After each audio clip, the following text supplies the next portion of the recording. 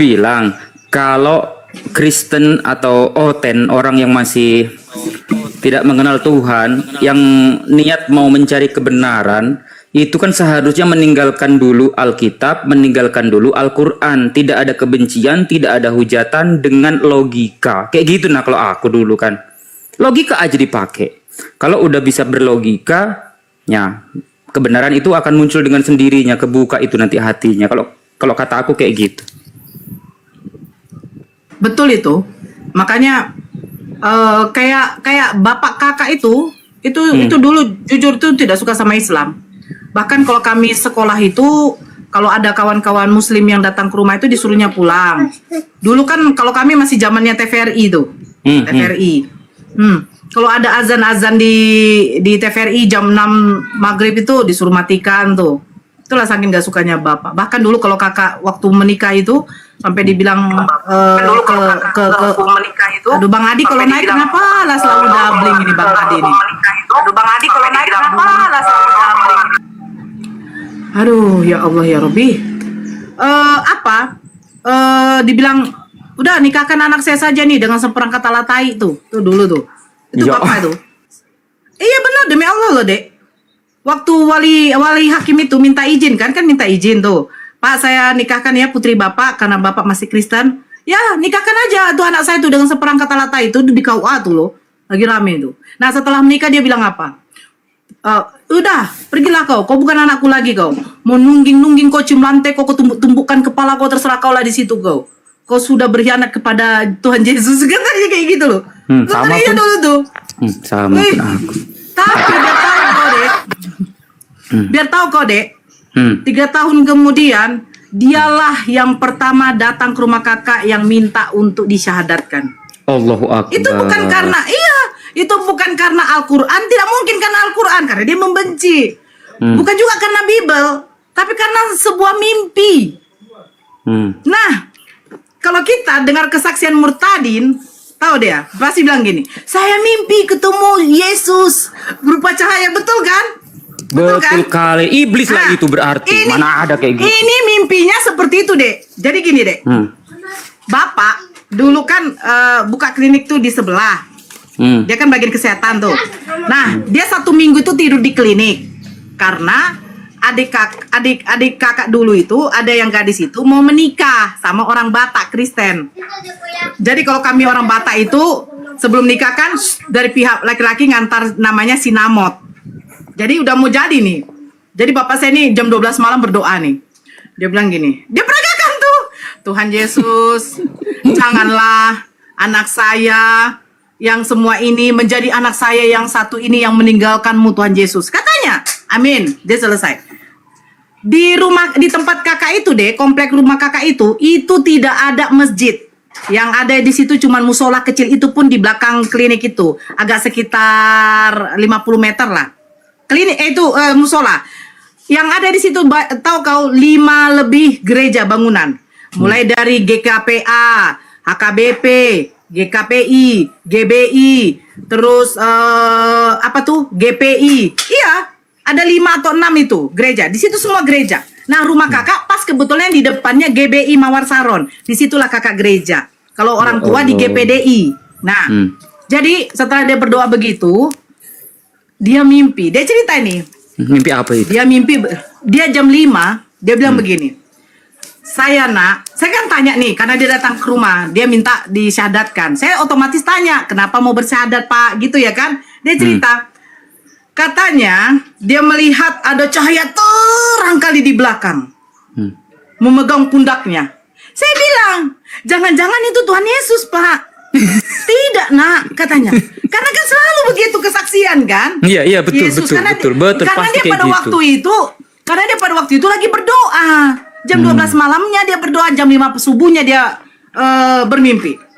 Tapi Nak, katanya, Bapak tidak lihat ada kayak sosok, tapi pokoknya pembiasan cahaya terang kali. Bayangkan kan kita kadang kayak gitu kalau ada cahaya di belakang mobil gitu kan terang. Iya. Baru dia bilang begini. Bapak tiba-tiba terbangun. Terus saya bilang, dia ucapkan Allahu Akbar, Allahu Akbar 2 kali, 3 kali dia ucapkan. Padahal itu kalimat yang tidak pernah sama sekali dia ucapkan. Dan mungkin dia tidak tahu karena saking dia tidak mau tahu. Dia tidak suka sama Islam. Jadi iya Pak, iya. Setelah itu qomat di musola itu. Allahu Akbar, Allahu Akbar. Asyhadu an la ilaha illallah. Iya. Tapi karena dia musola kecil, jadi tidak terlalu besar. Jadi ucapkan Allahu Akbar. Dia kan nggak pandai Allah ya kan. Allahu Akbar, Allahu Akbar. Paginya itu tuh hari apa itu? Hari Jumat. Jumat itu kan kalau di daerah Riau, kalau orang pegawainya tuh kan wajib memakai baju Melayu, ya kan? Hari Jumat di sana begitu ketentuannya. Anak sekolah pun juga begitu. Jadi dia hari Jumat dia pergi ke kantor, dia ceritalah sama ibu kepalanya. Saya mimpi begini, Masya Allah Pak, mungkin anak Bapak rindu. Karena udah 3 tahun lebih saya tidak ketemu sama Bapak, karena udah diusir itu kan.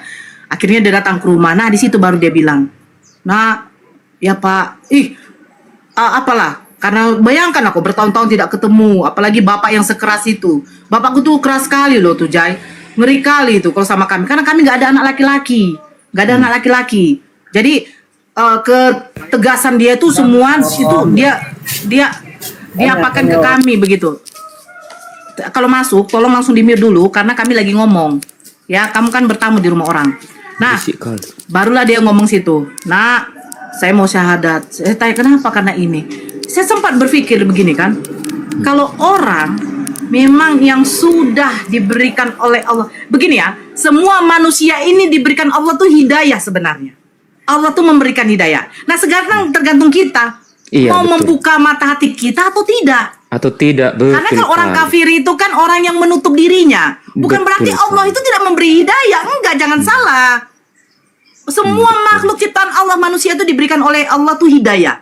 Tinggal kita terima, tinggal kita mau atau enggak kayak nah gitu itu. kan. Makanya saya bilang, orang yang tidak suka sama Islam kok bisa gitu dilembutkan oleh Allah itu hatinya.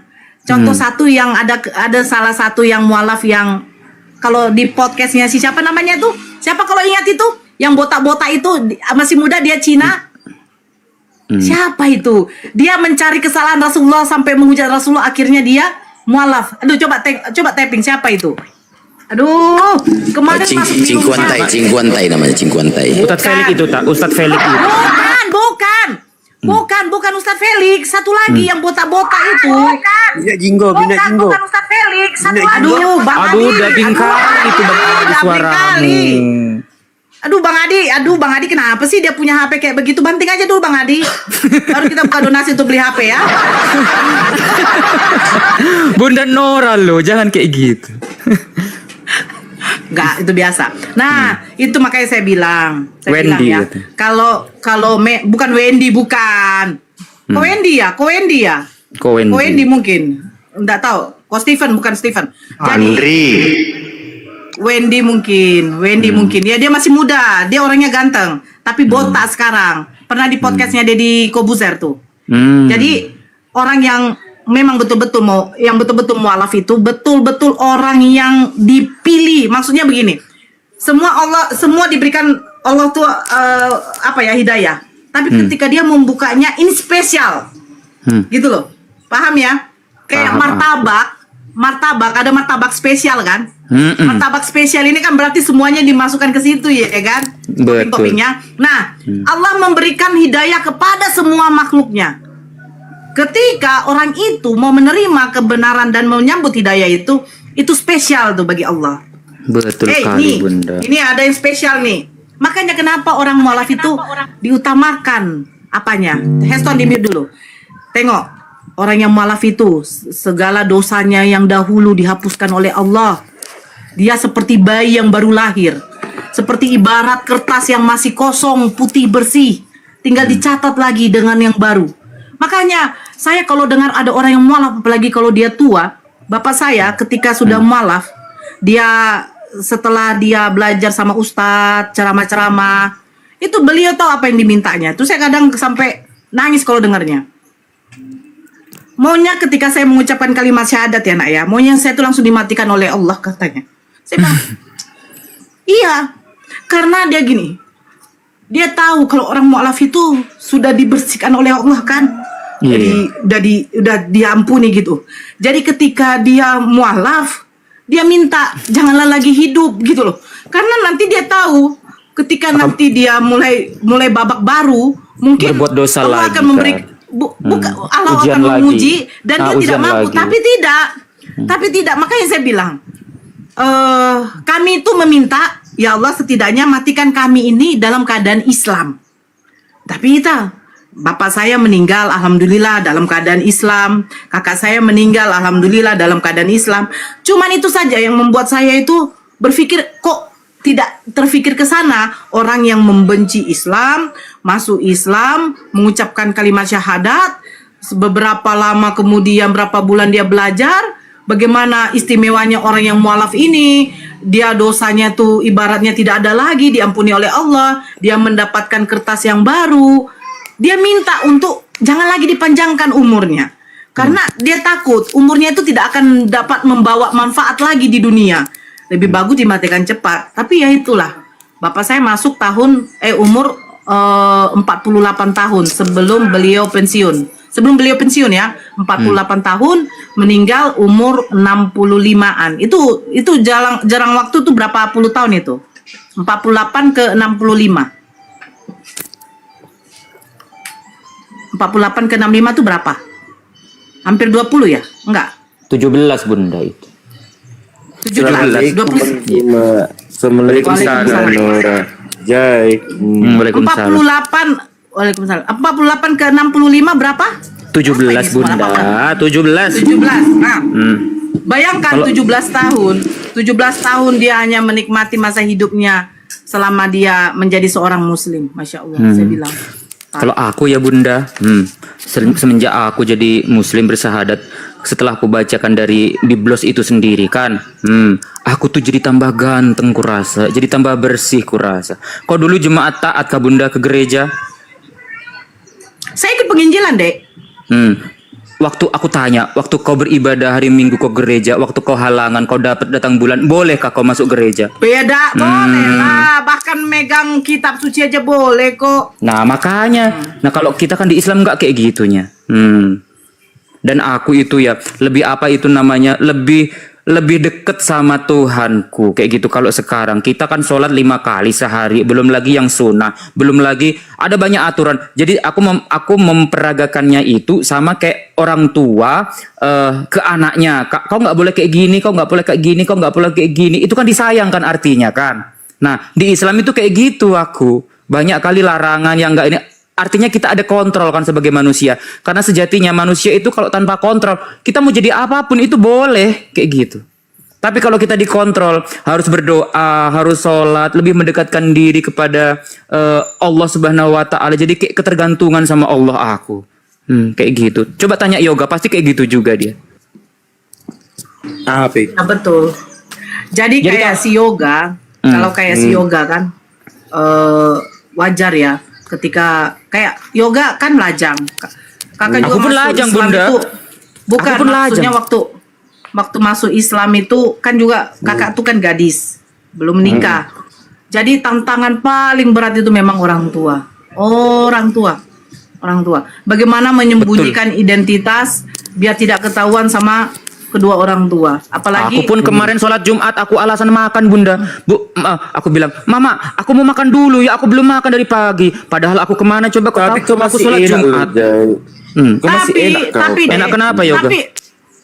Tapi masih enak loh kalian laki-laki. Masih enak kalian laki-laki loh. Enggak enak nonotku dipijam 4 kali, gepeng nonotku. Enggak enak Iya, itu. Gini loh, Bukan Jai. soal itu, Dek. Bukan soal itu, Dek. Maksudnya yang begini. Masih enaknya kalian laki-laki tuh bebas keluar, bebas melaksanakan ibadah. Kalian sholat di masjid itu bisa. Ya kan, pakai celana panjang, jeans, kaos, udah pergi kalian. Kami, kakak dulu perempuan, mau ke masjid. Nggak mungkin, nggak ada masjid di situ. Mukena mau dibawa. Kelihatan dong. Iya kan? Betul nggak?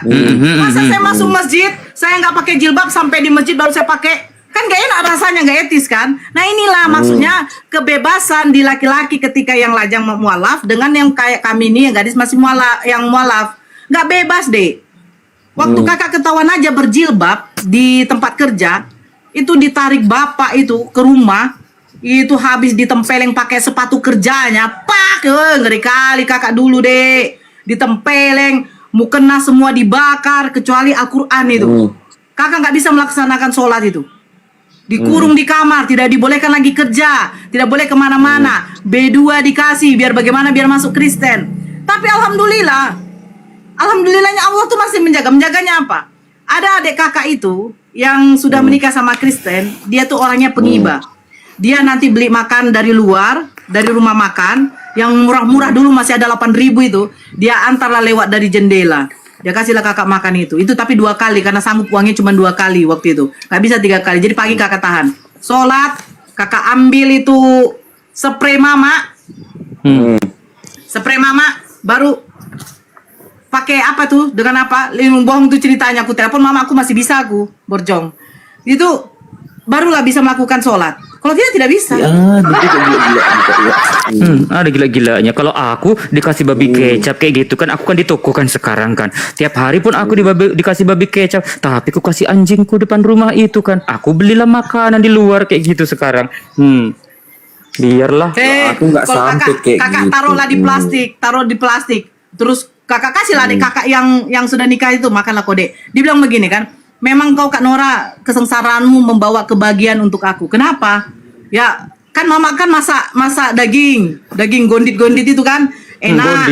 Kau kasih sama aku gantilah, aku belikanlah dari rumah makan. Kan begitu kan? Nah, adekku itu kan udah sempat nikah kan sama orang Kristen.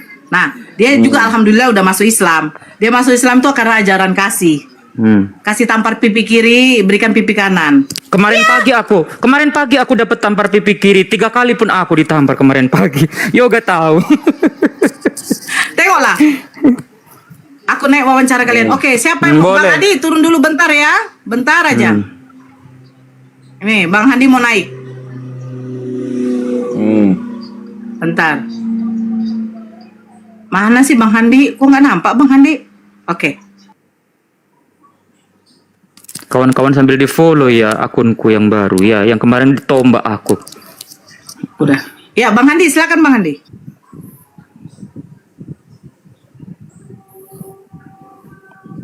Assalamualaikum Bang Handi.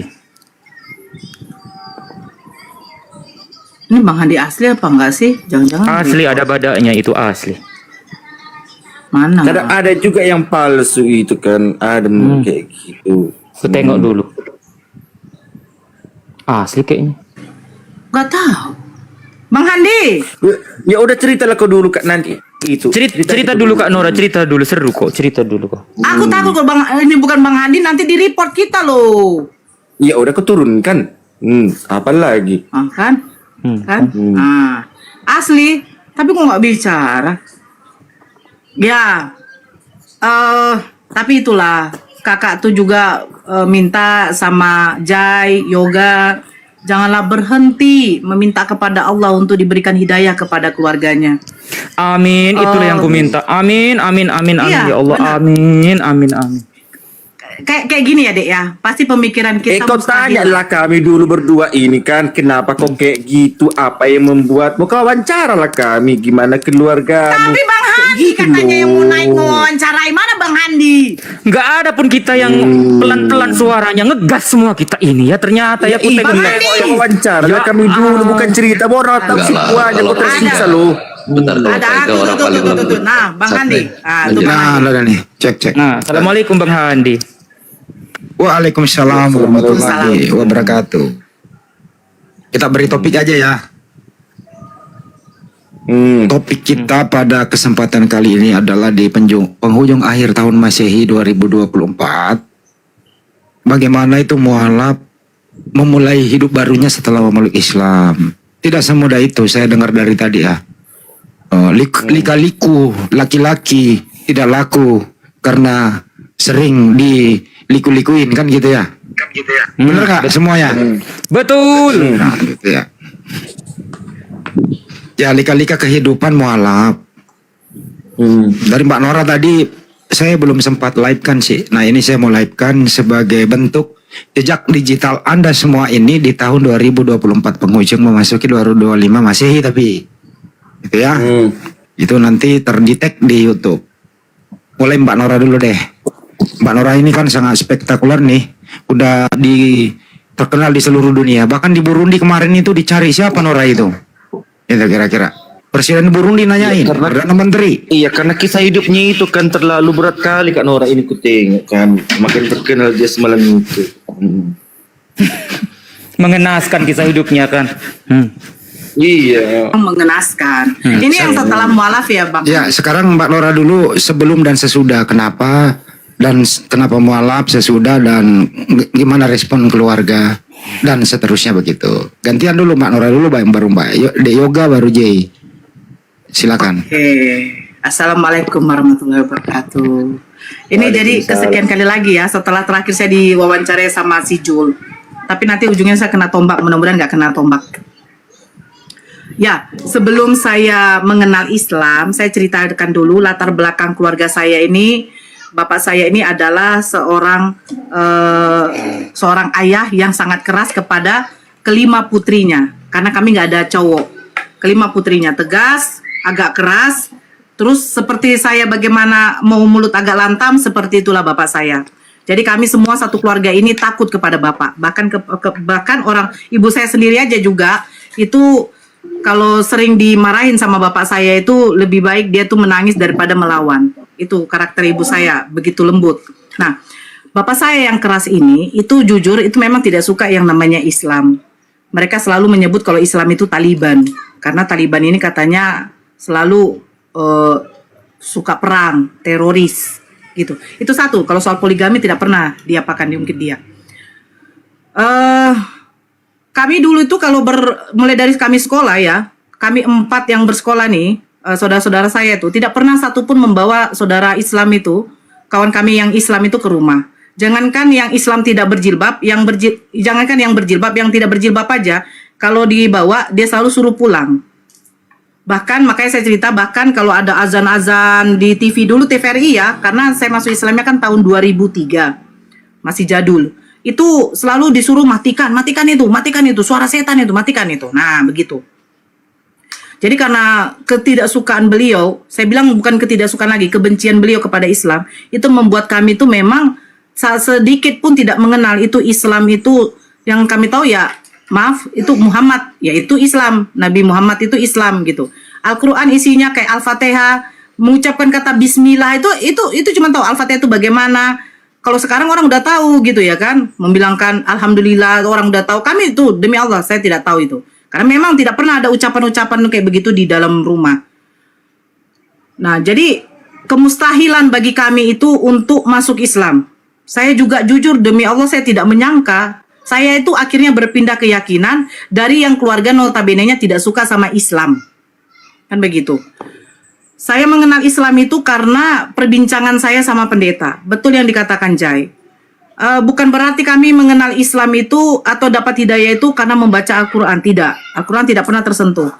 Kitab Bible sendiri aja ketika ada khotbah-khotbah dari pendeta aja baru tersentuh. Kalau di rumah pun jarang. Kecuali kebaktian-kebaktian kecil-kecilan. Itu biasa di rumah-rumah. Ataupun ada acara-acara untuk remaja dengan pemuda-mudi. Itu pun pada waktu hari Paskah dengan menyambut Natal dan Tahun Baru. Itu baru ada seperti itu. Jadi memang kalau dibilang Kristen jarang baca Bible, betul. Kristen jarang baca Bible. Bahkan mungkin tidak tahu isi Bible.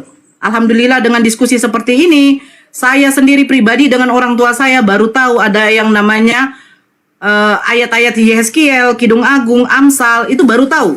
Bahkan orang tua saya sendiri yang masih hidup, ibu saya tuh baru tahu Theos itu artinya dewa. Itu pun dari diskusi Bang Zuma. Orang tua saya tanya, apa sih Theos itu nak? Yang dibilang sama Bang Zuma itu dewa, Mak.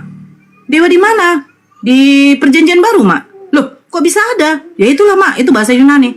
Oh, katanya. Nah, saya tidak diskusi, saya cerita sama pendeta waktu kami perjalanan pulang dari Tanah Putih, waktu melakukan penginjilan ada di salah satu perusahaan yang di situ karyawan Kristennya, beragama Kristennya cuma sekitar belasan, tidak banyak. Dan di situ di Tanah Putih itu gereja itu waktu itu tidak ada, cuma adanya tuh yang hanya bentuk-bentuk rumah. Karena situ mungkin mayoritas Islam kalau saya tidak salah. Karena saya tidak lihat ada gereja di situ. Saya bertanya waktu itu mau menjelang hari Paskah. Saya salah satu guru sekolah minggu untuk anak-anak. kami mau mengadakan acara untuk cari telur Paskah. Kalau si Jay atau Yoga tahu, cari telur Paskah untuk anak sekolah minggu. Itu biasa kami lakukan setiap menyambut hari raya Paskah. Saya bertanya sama pendeta, karena konsepnya ini kan Paskah ini kan adalah kematian Yesus. Ya, saya tidak tahu kenapa tiba-tiba saya bertanya nih. Saya tanya, Pak Pendeta, yang membangkitkan Yesus siapa sih? Karena kan ceritanya Yesus bangkit nih. Kalau ini yang membuat saya bertanya begitu, saya nalarnya begini. Nanti kan yang membangkitkan saya ini adalah Tuhan. Nah, Allah Bapa ini kan Tuhan. Yesus Tuhan, Roh Kudus Tuhan, 3 pribadi 1 hakikat. Karismatik itu kan tuntung. Yang membangkitkan Yesus itu siapa? Ya Allah Bapa lah. Nah, di situ mulai Allah Bapa yang membangkitkan. Berarti ada Tuhan membangkitkan Tuhan. Kenapa dia nggak bisa bangkit sendiri? Kan di dalam Kisah Para Rasul ada itu. Memang pernah dibacakan. Dari situ mulai bekerja, mulai cari tahu. Maaf kalau ada suara noise anak-anak di luar sana ya. Memang lagi main-main pula karena hari libur.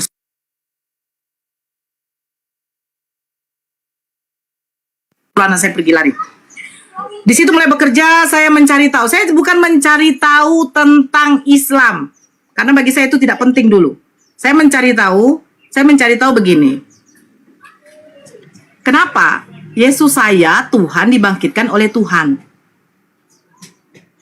Berapa Tuhan saya? Kan begitu. Kenapa Tuhan dibagi? 3 pribadi 1 hakikat. Tuhan menjadi manusia, firman-Nya ini dari sang firman menjadi manusia. Ini memang kalau saya putar, jujur, tidak akan paham. Tuhan menjadi manusia, tidak akan bisa terima ini otak. Tuhan saya yang menciptakan saya akan menjadi saya juga, gitu loh. Nah ini yang dulu membuat saya itu ambigu. Akhirnya saya ketemu dengan teman.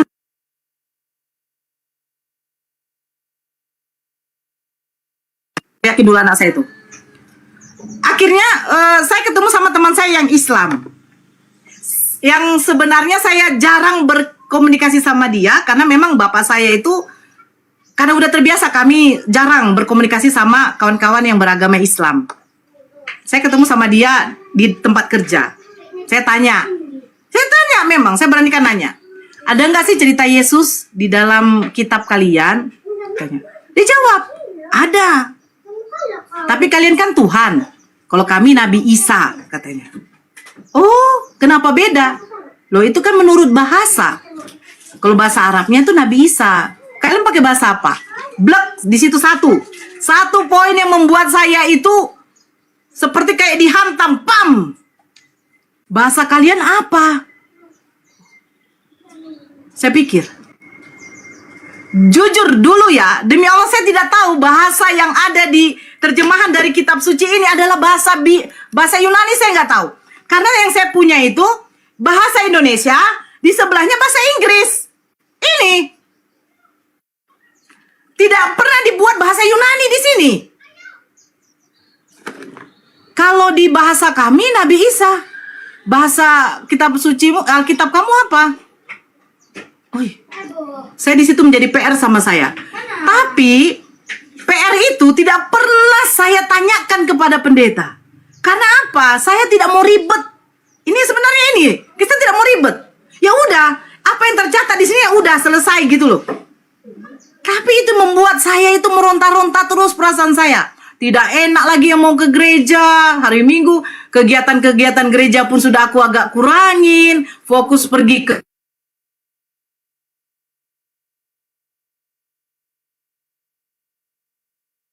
Lagi hang dia. Sabar dulu ya, lagi hang dia. Kenapa itu nge-lag? Nge-lag ya. Biasa signal itu. Minggu saya izin. Jadi udah. Hah? Udah Bang. Diulang dari 1 menit ke belakang diulang. Oke. Akhirnya saya minta izin, Bang Handi Noise. Saya minta izin dari bos dengan bapak, saya tidak ke gereja. Saya memang bohongi orang tua. Saya bilang ada tambahan kerjaan di tempat kerja. Bos saya bohongin. Saya ada urusan keluarga. Hanya untuk menemui kawan saya yang Islam ini. memang hati saya itu sudah tidak tenang. Tidak tenangnya, tapi kenapa saya tidak utarakan kepada pendeta saya? Kenapa, bahasa apa sih yang ada di kitab suci kita ini sebenarnya? Kenapa Islam ini menggunakan bahasa Ori? Sehingga mereka tahu penyebutan Yesus itu bukan Yesus tetapi Isa. Kenapa kita Yesus? Pakai bahasa apa Yesus ini? Karena begini, ada Tuhan yang bernama Yesus, Allah, Roh Kudus. Kenapa berbeda nama? Tapi saya nggak mau utarakan ke Pak Pendeta karena saya juga tidak mau ribet. Saya tidak mau ribet sama Pak Pendetanya. Akhirnya saya ketemu kawan saya tanyakan lagi soal bahasa itu. Emangnya memang betul Yesus itu ada di dalam kitab kalian, Al-Quran kalian? Ada. Tapi kami sebutnya Nabi Isa, Nor. Nabi Isa kami itu dimuliakan Allah. Saya kaget, dia bilang dimuliakan. Apa dimuliakannya? Saya bilang, Nabi Isa kami itu tidak disalib.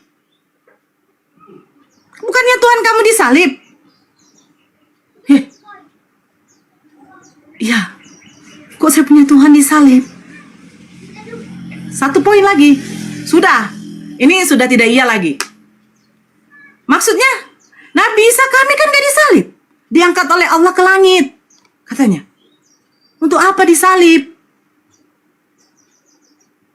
Katanya. Kan hina itu. Aduh. Saya punya Tuhan yang terhina. Disalib. Bahkan kita nonton film-film Yesus. Sebelum waktu dia ditangkap, dia diludah. Saya menangis nonton film Tuhan Yesus itu. Ya Tuhan Yesus, kenapa kau diludah? Dicambuk. Didorong-dorong. Terus memikul salib yang kita tahu itu sebenarnya kayak konsen apa ya, pintu ya. Besar kali salibnya kok bisa. Sampai datang si Simon dari mana itu, aduh, membantu. Simon dari Kirene. Dari Kirene, ya, membantu karena saking beratnya. Saya menangis terus gitu loh. Ya Tuhan, kenapa Engkau menderita demi kami Tuhan? Tetapi ketika saudara Nabi Isa kami itu tidak terhina, berarti Tuhan saya terhina. Ya udah. Saya dari situ 2-3 hari, 1 minggu, 2 minggu, 3 minggu, sampai 1 bulan lebih, datang pendeta ke rumah, ngomong sama bapak, kenapa si Nora sudah tidak mau ikut sama saya untuk melakukan penginjilan. Bapak saya tanya, kenapa dek? Bapak tidak pernah manggil saya Nora. Kenapa dek? Datang tadi udakmu. Gak apa-apa pak, jangan kau bohong. Udah ada lain-lain kau di luar sana? Gak ada pak, aku bilang. Tapi hati saya sudah tidak iya. Berapa hari kemudian, kalau tidak salah itu hari Kamis, saya memutuskan untuk tidak pergi ke tempat kerja. Saya di situ beli kaos yang agak panjang, karena saya suka pakai kaos agak ketat. Celana jeans. Saya pergi ke masjid yang 2 kali naik angkutan umum. Karena saya tahu di wilayah itu, daerah Dumai, tidak ada yang kenal sama bapak saya. Saya pergi di daerah Bagan Besar. Kalau ada yang tahu Bagan Besar, salah satu masjid di situ. Saya perginya itu pagi, nyampe sekitar jam 9:30. Saya duduk di depan masjid. Masjid itu dulu di depannya tuh ada sebuah pohon rindang, ada tempat tongkrongan mungkin untuk anak-anak muda lah. Saya duduk di situ, saya tunggu sampai zuhur. Saya lihat udah rame, selesai sholat, datang terakhir mungkin Pak Ustadz yang mimpin masjidnya, imamnya, dia kunci pintunya, saya temui.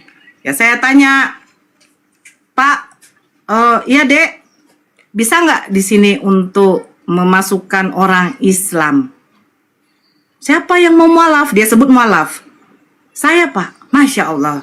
Barulah dia bawa saya ke rumahnya. Di situ ada istrinya, memang istrinya tuh seorang ustazah yang memimpin perwiritan di kampung itu. Akhirnya ya saya sharing cerita kenapa mau masuk Islam begini. Akhirnya ditanya lagi.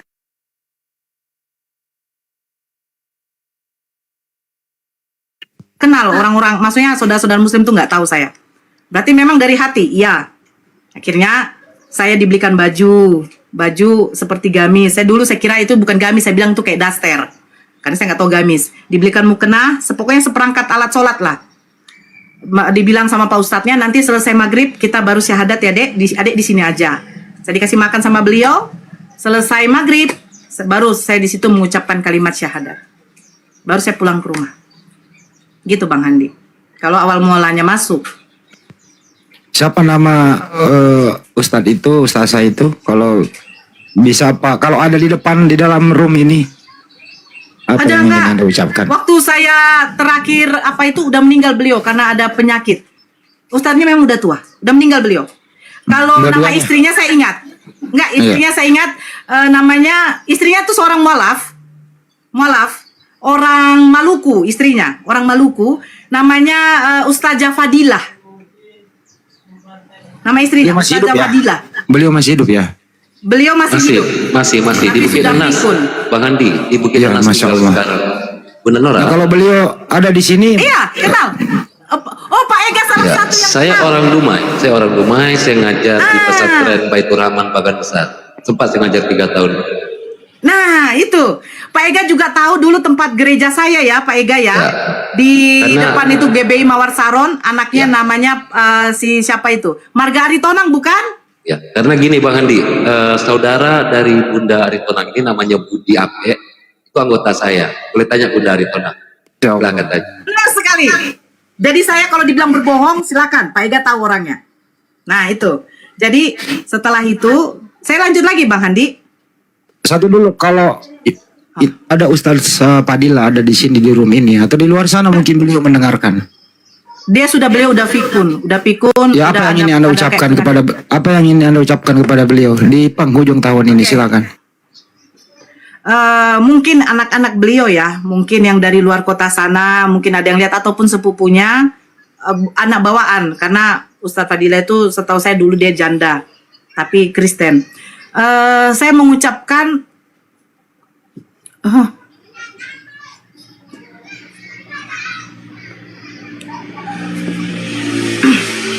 saya mengucapkan banyak terima kasih kepada Pak Ustadz saya dulu ya. Beliau sudah almarhum, dia seorang hafiz Quran. Dengan ibu ustazahnya yang sudah membimbing saya untuk mengucapkan kalimat syahadat. Masya Allah, beliau tuh ketika beliau tahu saya itu dapat perlakuan tidak baik dari keluarga, dari orang tua, beliau yang selalu memantau saya, mengirimkan orang untuk melihat bagaimana kondisi saya, dan beliau juga yang mencari cara bagaimana saya biar bisa terlepas dari, saya bilang intimidasi ya, dari intimidasi keluarga saya yang ingin membawa saya tuh sebenarnya murtad lagi, sampai memberikan makan B2 terus, ya kan? Saya tidak dibolehkan keluar. Saya terima kasih buat ibu ustazahnya. Masya Allah, mudah-mudahan Allah memberikan surga untuk Pak Ustadz saya yang Amin. sudah mendahului ibu Amin ustazahnya. ya Allah. Amin. Kayaknya Amin, itu, amin. Bang Andi. Lanjut. Ya, setelah saya pulang, saya seperti biasa, tapi saya menggunakan tabungan saya itu untuk membeli pakaian-pakaian yang lebih sopan. Tempat saya tuh, kalau Pak Ega tahu, tempat saya kalau mau pergi ke jalan besar itu harus pakai becak dayung. Ya Pak Ega ya kan, Pak Ega tahu. Kalau mau ke depan, karena rumah saya di belakang Bulog. Harus pakai becak dayung. Nah, di becak itu baru saya pakai jilbab.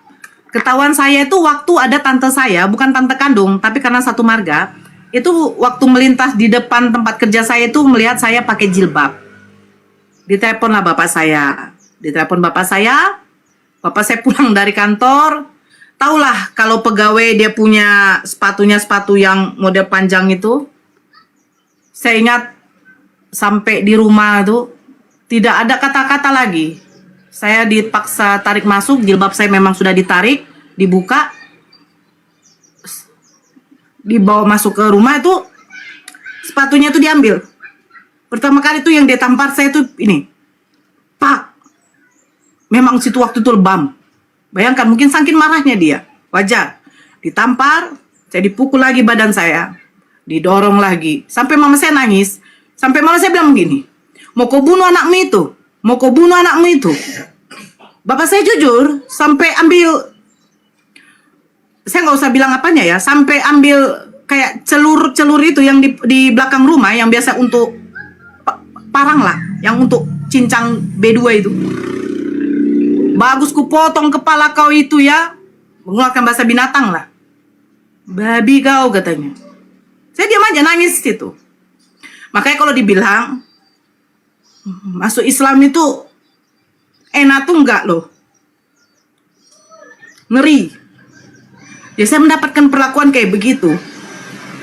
Saya merasa di situ kok kayak saya ini kayak laki-laki dibuat, maksudnya pukulan orang tua ini nggak mikir ini anak gadismu yang kau pukul gitu. Makanya sampai bapak saya tuh nangis tuh, mau kau bunuh anakmu ini, mau kau bunuh anakmu ini, begitu loh. Ya, bagus ku bunuh dia, buat malu aja dia ini. Si pakai bahasa binatang lah lagi. Akhirnya nggak bisa lagi kau kerja. Coba bongkar lemarinya tuh. Dibongkar. Dulu bensin itu masih harga 2.000 satu botol Aqua, saya ingat. Dibelilah bensin, dibakarlah semuanya itu kecuali Al-Quran. Al-Quran memang bapak tidak terlihat dia atau bagaimana. Pokoknya Al-Quran itu masih di lemari. Saya kalau ingat itu ya Allah. Dibakar, saya tidak bisa keluar rumah. Hanya di kamar terus. Mama biasanya jarang masak gondit, jarang. Ini masak terus. Kasih ke kamar. Makan itu. Kalau nggak makan kok biar aja kau mati. Memang nggak ada pilihan lain. Tapi adik saya yang Kristen ini, yang udah nikah ini baik kali. Dia ketok dari jendela, Kak Nora, kau belum makan kan?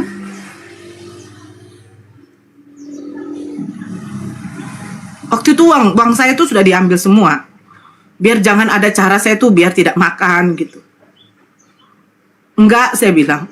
Ini ada nasi bungkus. Makanlah katanya. Saya makan itu, adik saya yang kasih. Kadang kalau nggak ada uangnya sekali sehari itu saya makan. Asalkan jangan saya makan lagi ini, B2 ini. Itu nanti B2 itu saya kasih ke adik saya, karena adik saya masih Kristen gitu. Sampai begitu. Sampai datang Ibu Ustazah Fadilah itu mengirimkan orang ngasih tahu bahwa ada yang mau melamar saya. Itu beberapa bulan kemudian setelah saya masuk Islam. Saya masuk Islamnya itu bulan 6. Saya menikahnya itu sekitar bulan 9, bulan 10. Pelamarannya itu. Saya terima, saya waktu itu setelah menerima dengar begitu, saya sholat, saya tidak tahu sholat istikharah, saya nggak tahu. Saya taunya dapat zuhur, saya sholat, saya minta sama Allah, ya Allah, kalaupun ini dengan cara ini saya harus keluar dari rumah, biarlah saya terima lamaran dari laki-laki ini. Saya tidak kenal laki-laki ini, nggak tahu saya. Akhirnya saya sampaikan kepada orang itu. Saya sampaikannya itu, saya suruh adik saya telepon ke nomor ini. Waktu itu masih telepon umum. Waktu itu masih pakai apa tuh yang pakai kamar-kamar itu? Telkom, apa tuh? Pakai koin. Seperti itulah.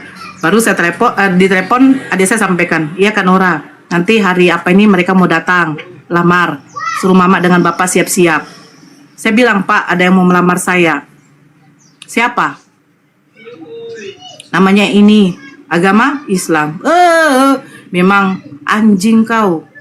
Memang itu saja otak kau. Islam aja otak kau, katanya. Kau makan babi itu juga tidak berubah otakmu, katanya. Saya diam aja situ, saya diam. Pokoknya intinya mereka datang. Bapak dengan mama pergi. Yang menerima lamaran itu saya. Ditanya sama keluarga, mana orang ada pesta. Tapi mereka maklum, karena mereka udah lihat, udah kurus, ini mukanya udah kayak orang yang tidak apalah, macam mana lah, berapa bulan, ya makan sekali, kadang kalau ada uang adek dikasih 2 kali, dipikir mama bapak saya sudah makan B2 itu, padahal tidak. Akhirnya bapak izinkan saya tuh menikah, sebenarnya diizinkan. Dibilang mama, bapak sudah ikhlas kalau kau menikah nak. Tapi jangan marah kalau dia tidak datang ke ijab kabulmu ke nanti kalian pemberkatan nikah. Dia bilang pemberkatan. Di mana kau menikah? Di KUA. Itu omongan mama. Rupanya pada waktu saya pakai baju kebaya untuk nikah, ijab kabul, bapak rupanya nggak tahu. Saya menikah hari Jumat. Bapak nggak tahu. Bapak bilang, adik berbohong, ini Kak Nora ada kawannya mau menikah, Pak. Dia pandongannya. Kok pandongannya pakai baju kayak begitu? Saya nggak pakai jilbab itu. Padahal pengen pakai jilbab, tapi untuk mencegah, jangan terjadi pencegahan itu, saya nggak pakai. Bapak curiganya ada bunga pengantin, melati itu. Akhirnya, adik saya sendiri yang cari oplet, yang dibayar itu 20.000 untuk mengantarkan saya ke KUA. Saya pergi ke KUA, rupanya bapak udah pulang, marah, dia datangi KUA dengan mama. Karena di situ orang memang betul rame, bapak mungkin agak bisa mengontrol emosinya ya. Baru giliran kami yang mau diakotkan, disuruh masuk, ini dia baca berkas. Oh ini yang adik yang mualaf itu ya, berarti orang tuanya nggak bisa jadi wali ya dek. Saya sebagai ganti walinya ya, katanya. Ini nanti bapak, saya lupa tuh bapak siapa tuh, yang menjadi penghulunya, yang menikahkan nanti ya dek, ya. Berarti orang tuanya nggak datang ya dek? Itu pertanyaannya. Saya bilang nggak datang, rupanya bapak udah di pintu. Saya orang tuanya. Masuk. Wali hakimnya minta izin. Pak, saya wali hakim, minta izin untuk menikahkan putri bapak. Karena bapak masih Kristen, bapak tidak bisa menjadi wali. Ya udah, nikahkan aja anak saya itu dengan seperangkat alat taib, katanya. Dari situ memang nangis.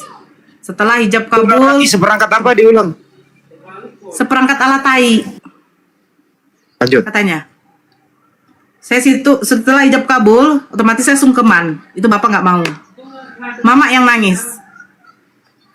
Karena bapak tuh udah bilang kalau memang dia sudah memilih untuk apa, berarti dia bukan anak kita lagi. Dia harus jangan lagi dia temui kita. Kau ingat ya mak ya, kau jangan lagi temui anak ini bukan anak kita lagi. Kau ingat itu. Mama tuh orangnya penurut sama bapak.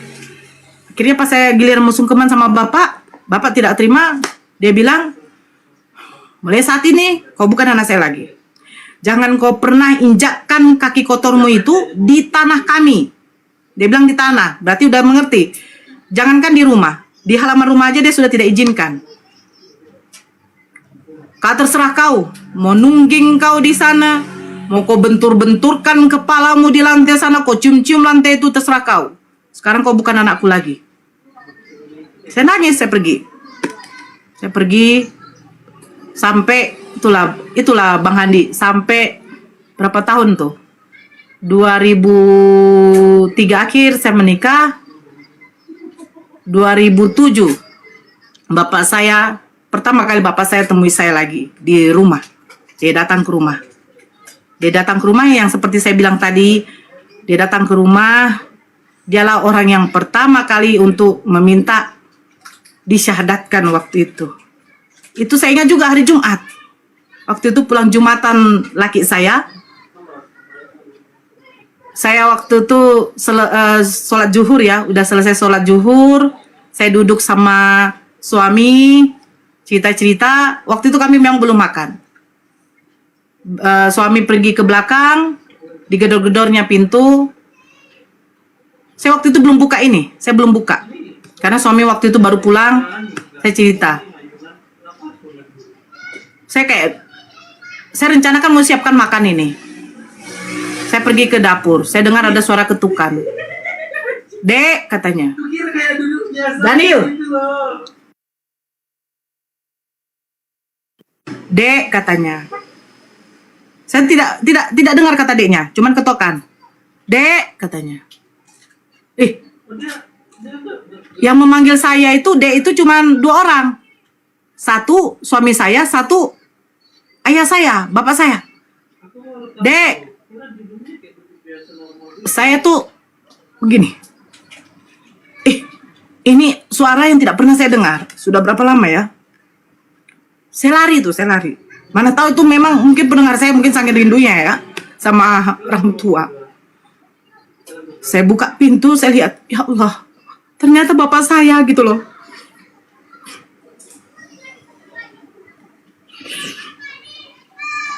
Saya tarik ke dalam. Saya lompati bapak saya tuh. Lompatinya tuh saya peluk. Saya cium terus.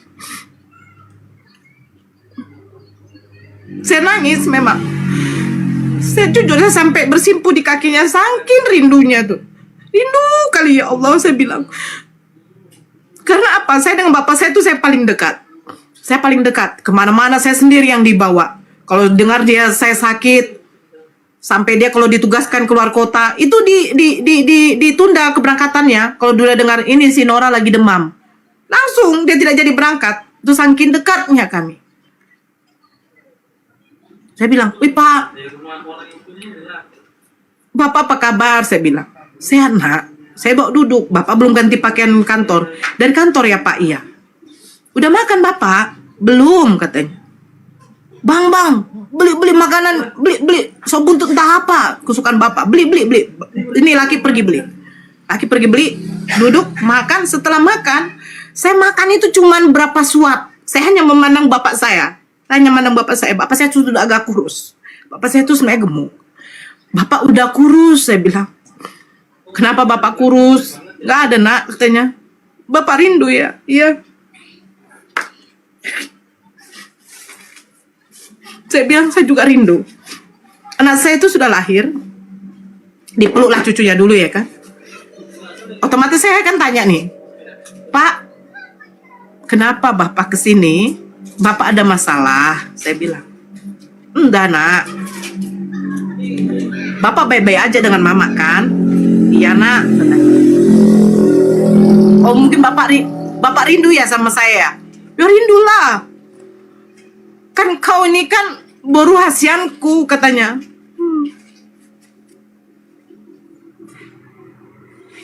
Boru hasian itu artinya boru kesayangan. Anak perempuan kesayangan. Kau kan boru hasianku katanya.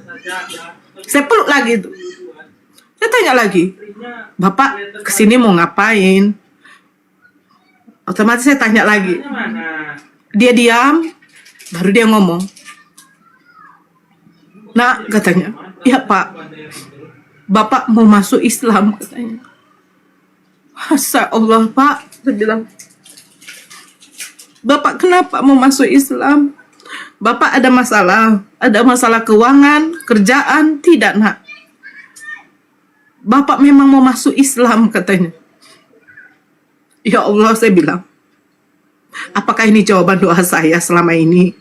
Ketika saya minta sama Allah, ketika Ibu Fadilah itu Ibu Fadilah ngomong, ketika anaknya udah Islam, orang tuanya masih Kristen, kamu mendoakan pun orang tuamu, itu udah susah.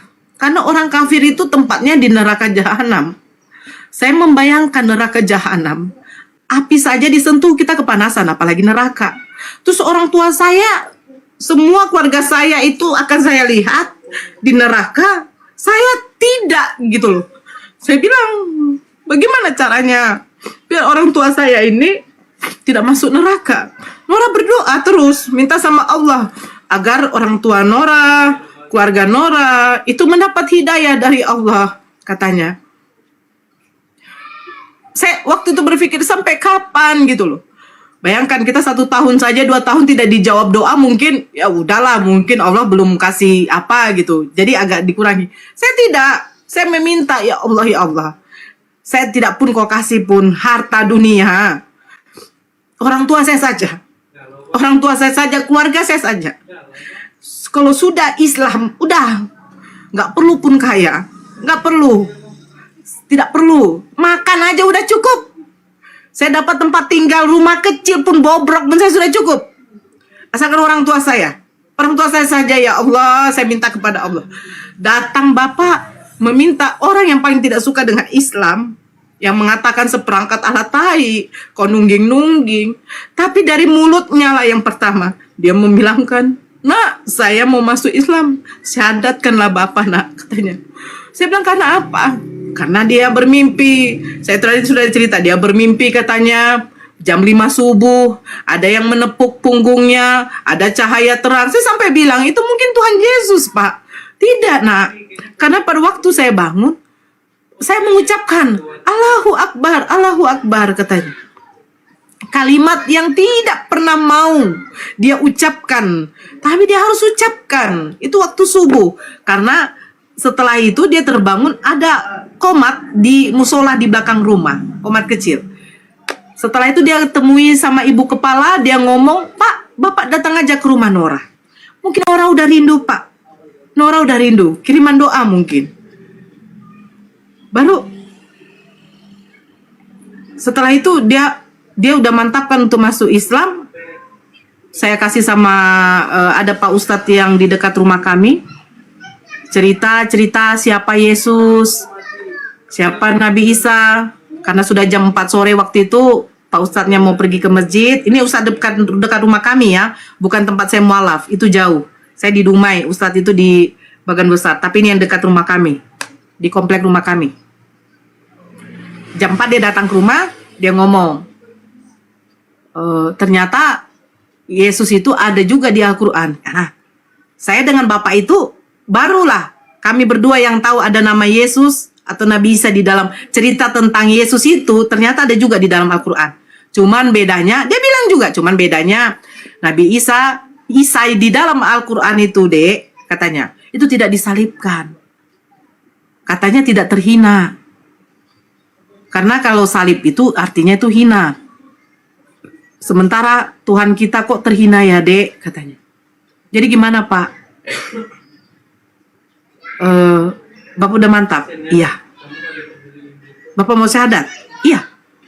Saya suruh suami beli baju koko, beli celana, beli pecinya, beli seperangkat alat sholat juga. Saya telepon ibu kepalanya, Bu, Bapak alhamdulillah mau masuk Islam. Masya Allah, Nora. Amalan apa yang kau buat, Dek? Katanya. Nggak ada, Bu. Jam 5:30 ibu jemput, suruh supir jemput.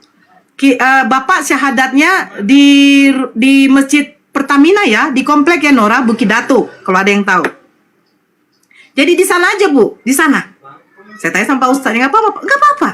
Pak Ustadznya alhamdulillah hadir juga, karena Masya Allah dia bilang, ada anak yang mualaf, bapaknya ikut, katanya. Masjid Al-Muhajirin, Bunda. Masjid Al-Muhajirin Bukit Datu. Di Pak Datuk, iya. Yang besar itu, yang cuma satu itu ya Pak Ega ya. Iya, ya. Ya. Akhirnya Bapak selesai Isa, baru mengucapkan kalimat syahadat. Selesai Bapak ucapkan kalimat syahadat, masih ngobrol-ngobrol sama orang di situ, kami semua Masya Allah, kami mendapatkan hadiah. Ngasih baju, Bapak dikasih ini, kasih itu, Masya Allah semuanya. Baik, saudara-saudara itu. Akhirnya Bapak pulang ke rumah. Beliau tidak mau pulang ke rumah Mama lagi karena dia bilang, kalau cerita tadi Pak Ustadznya, nak, mamamu itu sebenarnya bukan mahram Bapak lagi. Kalau Bapak nanti sama dengan mamamu, kami sudah seperti berzina, katanya. Jadi Bapak di sini, iya, Bapak di sini, katanya. Dah, akhirnya sampai 1 minggu tuh, saya telepon adik saya yang Kristen itu. Saya kasih tahu pertama sama dia, Bapak udah masuk Islam. Dia nangis adik itu. Tapi dia nggak memberontak, dia nangis. Akhirnya dia bawa pakaian kerja Bapak semua. Dia bawa pakaian kerja Bapak, Mama udah curiga di situ, karena Bapak udah nggak pulang-pulang. Akhirnya Mama datang ke rumah. Mama tahu Bapak masuk Islam. Mama di situ memutuskan untuk cerai sama Bapak. Dia bilang begini sama Bapak. Kalau kami kan orang Batak manggil nama anak pertama. Oh, Bapak Vera, katanya. Berapa tahun lah kita menikah? Dari tahun 70-an kita menikah. Bagaimanapun sifat-sifat buruk kau. Bapak saya dulu jujur, seorang penjudi, peminum, suka nongkrong di kafe, itu Bapak saya. Tapi saya tahankan, katanya. Tapi saya tidak menyangka kita harus berpisah hanya karena agama, katanya. Saya di kamar itu dengar nangis. Bayangkan udah bercucunya. Tapi orang tua saya harus berpisah hanya gara-gara agama. Bapak saya nangis. Ya sudahlah Mak Vera. Kalau memang itu mau.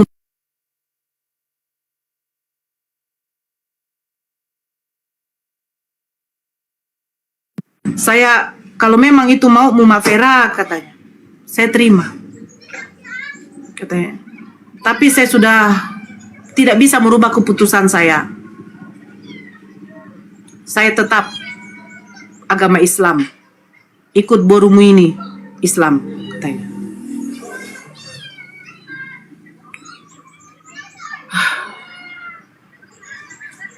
Jadi sudah itu Mama minta uang. Ongkosnya 1 juta untuk pulang ke Pangaribuan. Kampung Mama di Pangaribuan. Udah pulang, 1 minggu kemudian saya dengar ada telepon, Kak, Mama sakit. Loh, bukannya Mama udah di Pangaribuan? Enggak jadi. Waktu Mama mau berangkat itu Mama sakit. Terus di mana sekarang? Udah bawa ke rumah sakit? Udah, kami baru pulang dari rumah sakit. Saya bilang Bapak, Pak, Mama sakit Pak. Saya telepon di kantor, Bapak pulang ke rumah. Saya telepon suami, Bang, Mama sakit. Bukannya udah di Pangaribuan mamamu katanya. Enggak Pak, kalau bilang si Kori nggak jadi berangkat langsung karena sakit. Sampai ke rumah saya lihat Mama di situ memang udah sakit. Udah datang beberapa pendeta ngobatin. Betul, kalau nggak percaya tanya orang Dumai itu. Rumah kami itu siapa yang tidak kenal? Rumahnya Pak Aritonang, yang keluarganya satu keluarga semua Islam. Mamanya pernah sakit karena itu gosip. Mamanya sakit karena suaminya masuk Islam. Suaminya masuk Islam karena kawin sama londur. Hamil londur itu akhirnya terpaksa masuk Islam. Itu fitnahan kepada bapak saya pertama. Itu fitnahan waktu itu. Tapi untuk membantah fitnahannya itu terbukti di komplek kami itu melihat bapak saya itu mulai sholat subuh, kecuali zuhur dengan asar karena masih di kantor. Maghrib, Isya itu selalu di masjid. Pulang dari Isya dia di rumah baca buku. Itu saja kerjaan bapak saya. Terbantah fitnahan mereka mengatakan bapak saya mengawini londur, makanya masuk Islam. Mama saya ditinggalkan, akhirnya mama saya drop. Baru saya datang ke rumah karena adik saya cerita tadi, adik saya itu sebenarnya sudah mau menikah, yang nomor 4, gadis, sama orang Batak, marga Gultom, dia Kristen, orang komplek itu juga di air bersih, dia mau menikah. Nah setelah itu saya lihat mama saya tuh udah kurus sekali, ya Allah, udah pucat. Dia ngomong pun juga udah nggak apa ya, mungkin karena udah tidak ada tenaga, nggak makan, minum pun nggak, jadi dari impus lah makanannya. Terus saya peluk nih mama saya peluk mama saya nangis kan, saya bilang, Mak, kenapa begini Mak? Dia cuman, saya lihat dia cuma air matanya turun terus. Mak, aku bilang, kenapa begini Mak? Nggak ada responnya. Saya minta izin sama adik saya yang nomor 4. Gara-gara bapak saya sudah mualaf, batal pernikahannya. Itu membuat dia tuh mengamuk besar sama saya. Gara-gara kau binatang, bapak masuk Islam, mama sakit, dia pun batal nikah. Tapi dia nggak ngomong batal nikahnya. Saya terima makian adik saya tuh. Terus saya minta izin ke adik saya, Dek, izinkan kakak untuk obati mama. Mungkin sebenarnya mama ini sakit bukan sakit medis. Sakit itu mungkin ya tertekan batin. Kerinduan dia juga kepada suaminya. Karena bertahun-tahun nggak pernah dia pisah sama bapak itu. Bapak tugas luar kota, kadang mama ikut. Adik bilang gini, saya izinkan kau tapi jangan kau bawa mama. Saya tanya Pak Ustadznya, bagaimana Pak Ustadz? Gak apa-apa Dek. Tapi makan dan minumnya beliau Harus diatur ya dek, jangan dari rumah ini, dari luar. Saya bersedia. Mama makan 3 kalinya, minumannya semua, saya beli 1 kardus aqua, saya yang tanggung makanannya, saya akan beli dari luar, saya bilang. Oke adik, kalau mama tidak sembuh, saya tebas kepala kau ya, katanya. Silakan, saya bilang. Adik saya ini yang nomor 4 ini kayak saya, muncungnya lantam, ngomong kadang tidak ada otak. Akhirnya iya, saya datang, muncungnya lantam, ngomong kadang tidak ada otak. Akhirnya iya, saya datang, kasih makan mama, kasih minum yang sudah didoakan sama Pak Ustadznya. Saya kasih terus. Kadang Pak Ustadznya datang untuk merukiahkan. Saya minta sama Pak Ustadznya, ada izinkan, tapi diawasi kami. Saya kasih terus, saya kasih. Sebenarnya udah komplain pendeta, saudara-saudara kami yang di dekat rumah itu, pendeta-pendeta itu juga udah komplain sebenarnya. Karena kalau bisa si Norani dengan bapak ini janganlah didekatkan ke mama, katanya. Akan menambah penyakit, katanya. Tapi ada izinkan juga. Dia bilang biarin aja, kita lihat dulu. Sampai sehebat apa orang ini, katanya. Ya alhamdulillah. Berapa minggu itu, mama berangsur pulih. Mama mulai bisa ngomong, itu saya ingat itu. Dia ngomong pertama kali bilang gini, "Nak, saya rindu." Bapak itu duduk aja. Bapak duduk, diam, tertunduk, nangis aja. Karena dia gak bisa megang. Jadi saya tanya, apa mau mama? Biar mama sehat. Oh. Mandikan dulu saya nak, katanya. Karena mama selama ini kan dilap. Gak apa-apa ini, saya bilang. Gak apa-apa, katanya, mandikan aja. Saya suruh suami saya yang menggendong. Bang, gendong dulu mama. Saya bikin tempat duduk kan. Saya mandikan mama. Saya bilang gini, ya Allah, apa ini? Apa mama saya ini mau pergi gitu loh. Karena dia maksudnya tidak pernah begitu kan. Apa mungkin mama saya mau pergi? Tapi waktu saya selama mandikan tuh dalam hati saya menangis. Ya Allah, ya Allah. Kalaupun engkau mau mencabut nyawa mama saya, itu setidaknya dia mengucapkan kalimat syahadat dulu lah ya Allah. Saya bilang, pokoknya dia tuh mengimani agama Islam. Ya Allah, tolonglah ya Allah. Ini yang aku minta ya Allah. Kalau kau pun mau mencabut nyawa aku silakan. Tapi mamaku tolonglah dia ucapkan kalimat syahadat ya Allah. Karena aku tengok tuh memang mama tuh ya udah agak apalah gitu kan. Setelah mandi itu kan saya sisirkan, saya bedakkan, saya pakaikan, saya belikan baju baru waktu itu, daster baru. Terus dia ngomong, dia bisik, dia sudah makan waktu itu.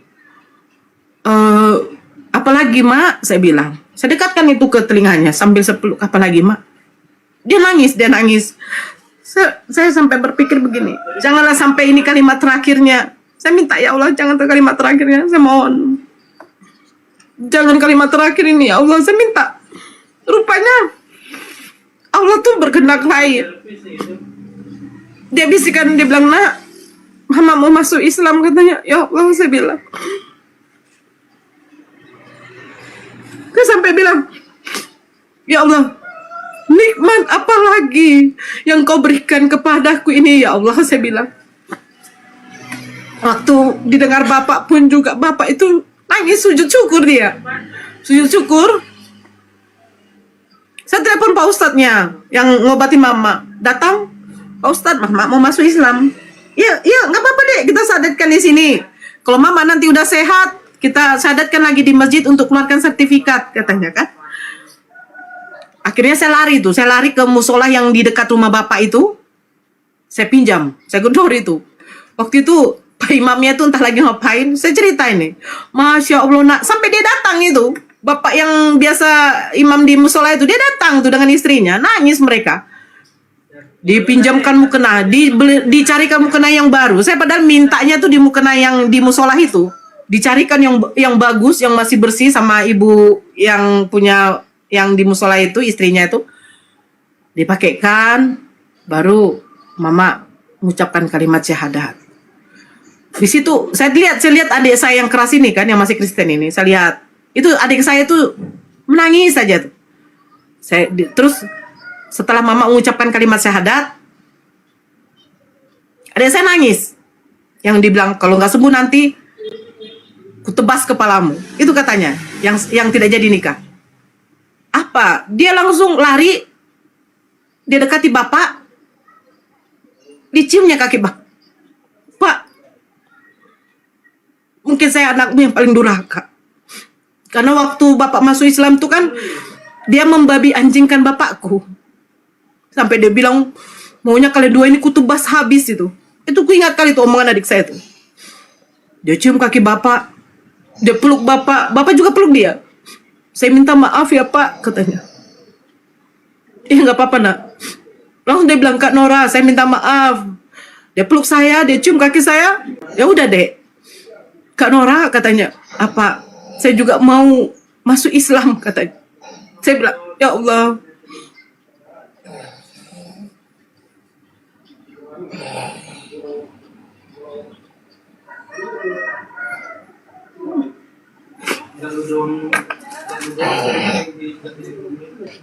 Cuma bilang gini, ya Allah, kalau engkau mau matikan kami ini, matikan aja sekarang. Saya bilang gini, apa sih nikmat apa lagi yang Allah kasih sama saya ini ya Allah. Saya tidak menyangka, demi Allah saya tidak menyangka bapak saya, adik saya, kakak belum waktu itu, adik saya yang 2 gadis ini masuk Islam. Saya telepon ibu kepalanya lagi, memutuskan, Dade, mama dengan adik itu syahadatnya di masjid Bukit Datuk lagi adek ya. Nanti dijemput supir. Akhirnya datang. Jujur, waktu dikasih tahu akan ada yang mualaf lagi, yang mualaf ini adalah anggota keluarga Bapak Aritonang yang mualaf kemarin katanya. Masya Allah masjid itu ya Allah. Sampai imam di masjid itu begini. Pak Aritonang biar tahu ya. Masjid ini itu penuhnya pada waktu taraweh katanya. Taraweh dengan sholat Idul Fitri. Tapi Masya Allah waktu katanya mereka mendengar ada istri bapak dengan anak gadis bapak mau mualaf ini rame pak. Masya Allah. Akhirnya kami dikumpulkan di depan di masjid itu. Saya nggak tahu saya mau bilang apa lagi. Ya Allah, sampai ditanya, Dek, katanya sama saya, amalan apa Dek yang kau buat sehingga asbab dari kau ini anggota keluargamu loh, bapakmu, mamamu masuk Islam. Saya bilang saya hanya minta kepada Allah. Saya tidak diberikan harta pun, tidak usah pun saya punya rumah megah, mobil, tidak masalah ya Allah. Tapi jangan mama saya, orang tua saya ini di nerakamu. Jangan ya Allah, saya bilang. Jujur, di masjid itu laki-lakinya pun mendengarkan kesaksian ini sebenarnya menangis semua. Sampai akhirnya kami harus pindah dari situ karena memang orang-orang di situ memang sudah tidak suka sama kami. Saya ingat itu jam 2 malam kalau nggak salah tuh. Bapak yang cerita. Karena saya kan tidak tinggal sama bapak. Rumahnya dilempar kacanya. Pecah. Besoknya bapak langsung hubungi kawannya siapa yang mau beli rumahnya terserah. Dijual dengan harga 35 juta. Dengan tanah seluas itu 35 juta. Yang pasti lakulah katanya. Bapak karena dulu penjudi, dia punya utang, yang ada di kantongnya tinggal 15 juta. Sisanya bayar utang judinya dulu. Dia jual rumahnya, dia carilah rumah kontrakan yang kecil. Yang kecil, saya juga kaget. Karena saya nggak tahu. Saya kalau tahu itu, saya tidak akan biarkan orang tua saya tuh tinggal di rumah yang kecil. Karena anggota keluarga masih ada berapa lagi. Tapi dia nggak mikirkan itu. Bagaimana biar dia tuh jauh dari lingkungan itu. Dapat dia rumah, tinggal dia di situ. Karena banyak yang mau ngasih hadiah kepada bapak dengan mama, ditelepon saya sama ibunya, ibu kepala. Dek, mana bapak dengan mama? Ibu tadi ke rumah kok nggak ada. Katanya orang itu udah pindah. Oh iya bu, saya nggak tahu bu, saya bilang. Saya telepon adik. Kor, di mana bapak? Adik nangis. Tahu kau kak, ini adik saya ya, adik saya yang udah nikah ini. Jarak cuma satu rumah. Mereka tetanggaan. Dia cerita semua. Ngeri kali lah omongan di sini. Bapak dikatakan begini-begini, mama dikatakan begini. Udahlah, nggak apa-apa. Di mana orang itu pindah? Di sini Kak Nur katanya. Saya datang ke sana, saya nangis memang. Kenapa Pak? Janganlah nak, jangan kau jadi beban katanya. Kami kan masih ada uang. Ya tapi jangan kayak begini Pak, saya bilang. Nggak apa-apa nak. Akhirnya waktu itu yang menjabat, waktu itu wali kotanya masih Pak Jul As. Pak Jul As telepon dinas kesehatan meminta untuk diberikan salah satu rumah dinas yang paling bagus. Waktu itu Bapak disuruh tinggal di perumahan kedokteran di dekat rumah sakit umum. Tapi Bapak situ nolak. Bapak mintanya di daerah Belimbing, rumah sakit dinas di situ, biar tempat kerjanya dekat di Puskesmas Dumai Barat. Akhirnya Bapak tinggal di situ sampai beliau pensiun. Tapi jangan salah, 2010 dia harus ke Rumah Sakit Harapan Kita untuk menjalani operasi bypass. Pada waktu Bapak di Rumah Sakit Harapan Kita, adik saya yang paling kecil itu harus menjalani operasi kista di perutnya. Itu ada sebesar ini, kista itu. 2009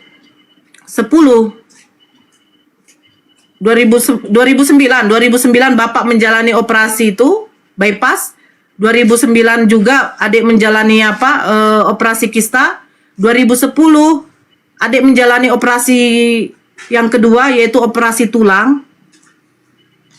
Di situ memang masya Allah ya, masya Allah ujiannya. 2010 juga saya, adik saya yang nikah sama Kristen dengan kakak saya yang juga menikah sama Kristen, itu kami sama-sama memang diuji Allah di perkawinan. Kami di situ pisah sama suami. Saya pisah sama suami, saya pulang ke Dumai. Kakak saya pisah sama suami, memang itu murni. Kakak saya menikah tahun 2003, duluan dia menikah. Itu dia mengalami namanya KDRT. Suaminya tuh maaf suka minum karena memang mertua dia itu penjual tuak, buka lopo tuak. Bahkan maaf kata, saya tidak ingin membuka aib kakak saya, tapi itu aib waktu Kristen lah, waktu jahiliyah. Suaminya itu suka kali mengajak menjimaknya itu, mencampurinya tuh walaupun dalam keadaan haid. Sehingga kakak saya itu mengidap penyakit. 2017 dia harus operasi di rumah sakit Pringadi kalau nggak salah. Pringadi atau Adam Malik, antara dua itu. Saya baru tahu ini kasusnya ini dari mama. 2017 dia harus operasi yang namanya operasi kista. Memang kakak saya waktu sudah cerai dari suaminya, dia menikah lagi di tahun 2012. 2017 dia harus menghadapi operasi kista. Tapi ternyata 2022 kemarin dia mengalami pendarahan hebat. Waktu dicek di rumah sakit lagi, ternyata dia udah terkena kanker serviks stadium 4, stadium akhir.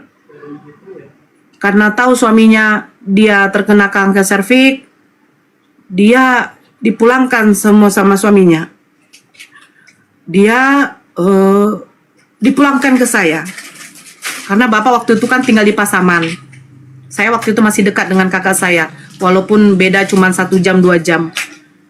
Kakak dibawa ke rumah saya, alasan suaminya biar dia cari duit untuk ngobati kakak saya. Saya terima waktu itu. Berapa bulan kakak saya tinggal sama saya, berapa bulan itu juga mulai Bang Ipar saya ngantar, itu tidak pernah dia ngasih uang sesen pun untuk biaya perobatan kakak saya. Biar lebih murah, saya urus BPJS beliau yang sudah nunggak dari tahun 2017. Walaupun waktu itu memang jujur, ekonomi saya pun juga waktu itu dalam keadaan sulit, tapi Allah Maha Baik. Allah Maha Baik. Mungkin karena lelah ya, kakak saya sudah lelah melihat keadaan saya seperti ini juga. Bolak-balik kami masuk rumah sakit yang sebenarnya kalau kata dokter sudah harus dioperasi dan dikemo di rumah sakit Adam Malik. Saya sampai bilang sama kakak, saya akan berusaha bagaimanapun untuk biaya pengobatanmu kak, asalkan kau berangkat. Kakak waktu itu sudah bilang, gak usah lagi dek, karena dia udah tahu itu udah stadium akhir. Terus suaminya udah tidak sama dia lagi kan. Saya telepon itu abang ipar itu, bagaimana nih bang, kok tega kali kau? Setidaknya nggak ku minta uangmu, kau temani aja lah kakak untuk berobat ke Adam Malik. Siapa yang ngurus dia? Iya dek, datang aku. Nunggu sampai 1 minggu, 2 minggu gak datang. Sementara kakak ini udah pendarahan terus.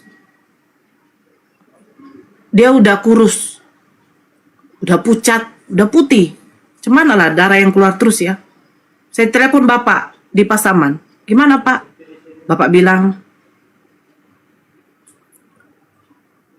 bawa ajalah ke sini nak, biar kita obati obat kampung, obat herbal. Saya kirim, saya panggil mobil, saya bawa kakak ke sana. Ya memang Allah berkehendak lain ya. Allah berkehendak lain. Saya ingat tanggal 26 September subuh, mama telepon saya bahwa kakak tuh sudah pergi.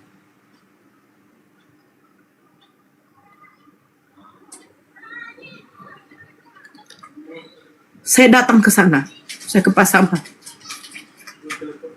Suaminya datang juga, Wajar kalau mama saya mengamuk ya sama suaminya ya. Setelah meninggal baru datang, saya pun juga mengamuk. Saya bilang nih, seandainya Allah itu menggantikan, maunya kau yang mati bang, bukan kakak saya bilang. Tapi memang mungkin karena Allah lebih sayang ya, sayang sama kakak gitu loh. Mungkin udah capek dia, kanker serviks gitu. Ya Allah, saya kalau lihat itu, dia tiap malam tuh nggak bisa tidur, mengeluh, sakit punggungku dek, sakit katanya. Dia udah capek. Saya sampai berdoa terus, saya bilang gini, ya Allah kalau memang tidak ada jalan lain, jangan kau memberikan sakit ini kepada kakak saya. Mungkin ya dengan cara itu Allah cabut nyawanya daripada capek lelah kan begitu. Hari Senin tuh kakak dikebumikan, dikubur. Hari Jumatnya itu bapak drop. Saya ingat itu selesai sholat maghrib, dia minta makan sama mama. Mama masak bubur. Hanya jelang 1 minggu itu loh, Senin ke Jumat, nggak sampai 1 minggu. Mama suapkan bapak. Saya sudah lihat lah bapak ini udah lain. Yang disuapkan mama itu keluar dari mulutnya terus. Di situ saya sudah lihat sudah tidak iya lagi nih. Asma dia udah kambuh terus, sesaknya udah makin kuat. Di rumah memang ada tabung oksigen. Tabung oksigen ini udah nggak mempan.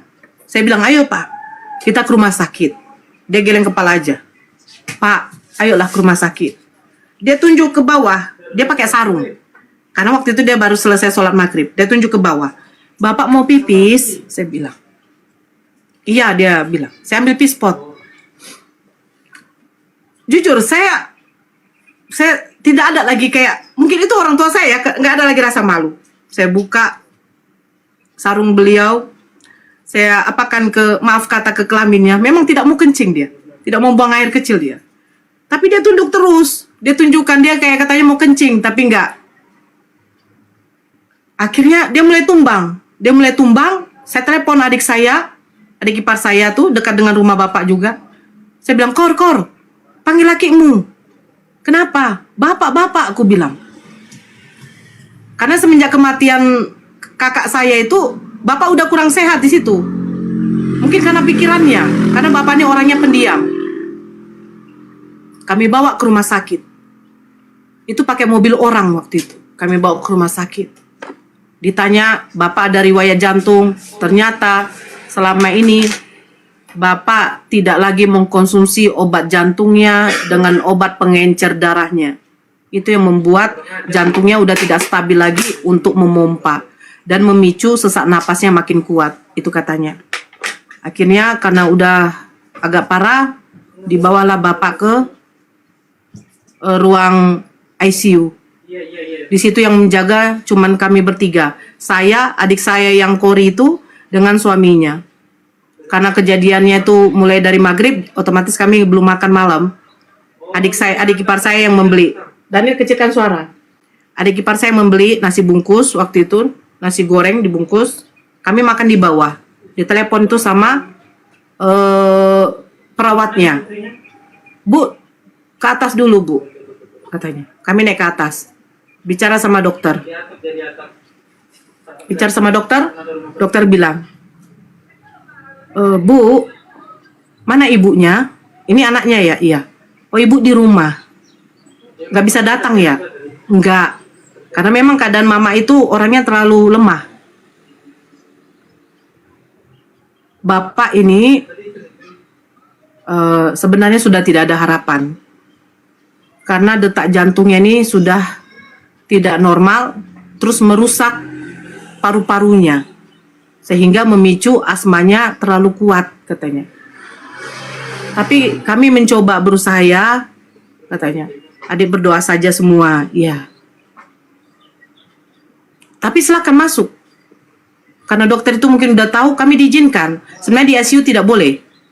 Tidak boleh di situ lebih dari 1 orang. Tapi kami diizinkan untuk talkin, membilangkan la ilaha illallah, la ilaha illallah. Saya telepon mama. Mak, kayaknya kondisi bapak ini tidak baik. Doakan saja nak. Itu pertama mama ngomong. Saya tutup. Mama mau datang? Enggak bisa saya datang ke situ nak. Oke. Jam 12:30 tuh. Mulai drop. Bapak mulai drop. Detak jantungnya mulai sudah tidak bagus. Itu datang perawatnya mengecek kondisi, menelpon dokter. Dokternya telepon saya. Bu, kalau kata perawat yang di situ, coba ibu talkinkan lagi bu. Bapak sudah mau perjalanan.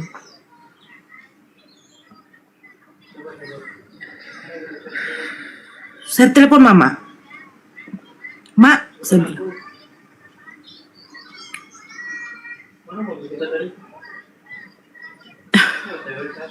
Bapak ini sudah mau pergi.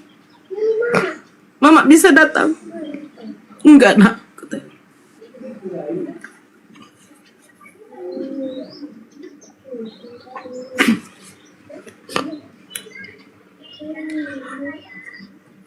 Salam cium, sampaikan salam cium mama untuk bapakmu. Mama udah ikhlas. Bilang sama bapak.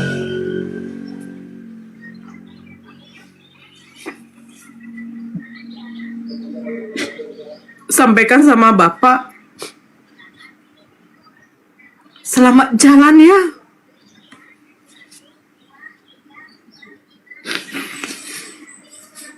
Setelah saya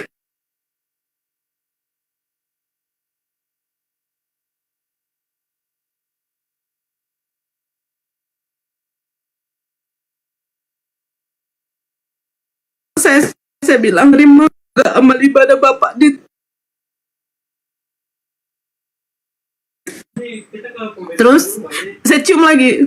Ini ciuman dari adik-adik ya pak. Ini Ini ciuman dari cucu-cucu bapak, saya bilang. Saya talkinkan lagi.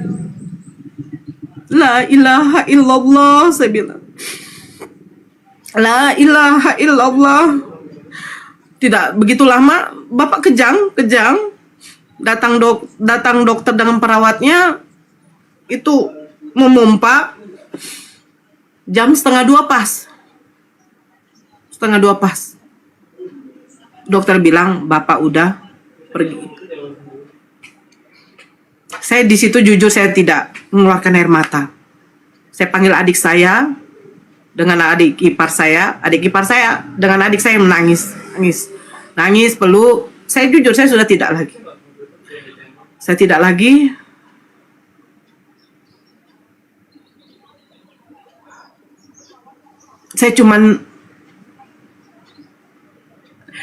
Saya cuman apa ya, berdoa kepada Allah. Saya mengucapkan syukur kepada Allah. Saya yang pertama membawa bapak saya, membimbing bapak saya untuk mengucapkan kalimat syahadat. Ya, saya juga.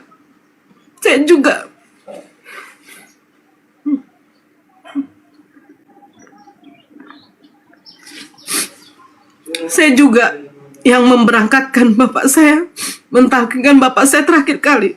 Saya dengan bapak saya yang di kamar itu. Sampai bapak saya pergi, sayalah anaknya. Nah, kayak saya bilang, nikmat apa lagi yang mau saya dustakan yang diberikan oleh Allah?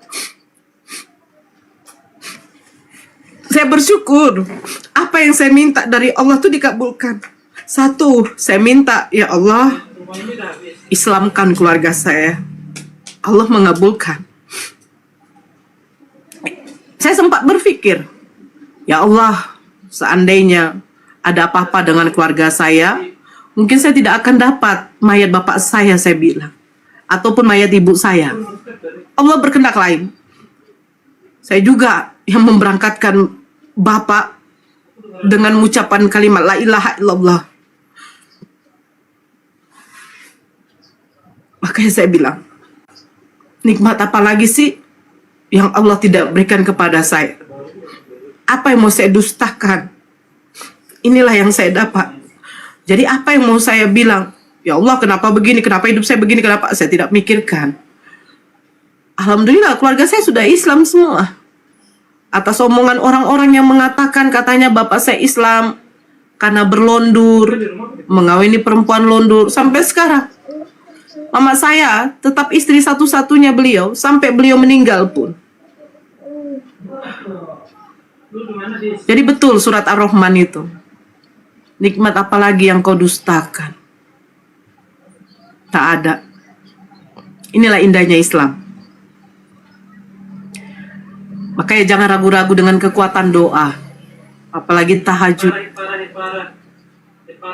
Jangan ragu. Kayaknya itu aja Bang Andi. Mewek aku. Oke, makasih Mbak Nora ya. Ini inspirasi, ini bukan menjual kesedihan. Kita sebagai muslim dari awal ya nggak mengalami kayak beginian. Perjalanan seorang mualaf.